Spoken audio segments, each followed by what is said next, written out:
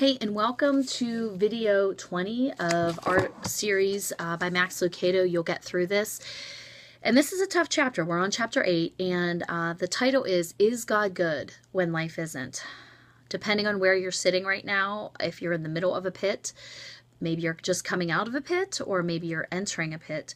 Depending on where you're sitting right now will determine how quickly you answer that. And Max starts the chapter by sharing a story about his little girl falling into a pool at a barbecue or a picnic they were having. And she just kind of fell in. They heard the splash. They went out. They grabbed her. They got her out, seconds. She was fine. But they thought about, what a disaster that truly could have been.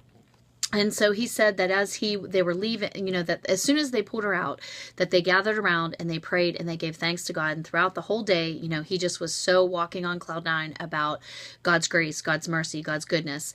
And when he was driving home, he looked in the rearview mirror of the car and saw her in her car seat. And it came to his mind, would God still be good if the situation hadn't worked out the way it did? And so he says in here, he said, I didn't know where that was coming from. Maybe it was coming from the part that struggles to make sense out of God. I can't say. But what the voice asked was, and I still remember, if Jenna hadn't survived, would God still be good? I had spent the better part of the afternoon broadcasting God's goodness, and yet, had we lost Jenna, would I have reached a different conclusion? Is God good only when the outcome is? When the cancer is in remission, we say God is good. When the pay raise comes, we announce that God is good. When the university admits us or the final score favors our team, God is good. Would we and do we say the same under different circumstances? In the cemetery as well as in the nursery, in the unemployment line as well as in the grocery line, in the days of recession as much as in the days of provision. Is God always good? And he goes on to talk about a story where he has a friend, and the friend had given God a bottom line and just said, Lord, if, I will do this, this, and this if you do this. This is my bottom line. This is the line that God cannot cross. And God crossed that line.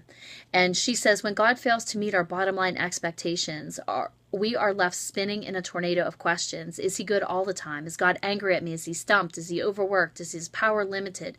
Is his authority restricted? Did the devil outwit him when life isn't good? What are we to think about God? Where is God in all of this? And he goes on to share the story of Joseph and how Joseph knew and shared that God knows about the provision and God knows about the lack. But he said that God never creates or parlays with evil. God can never do wrong. It is impossible for the Almighty to do evil. It says in Job 34:10. It also says in James 1:17, he is the essence of good. How can he who is good invent anything that is bad?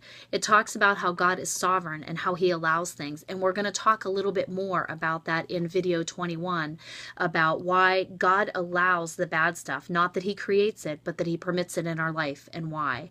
So this is big stuff.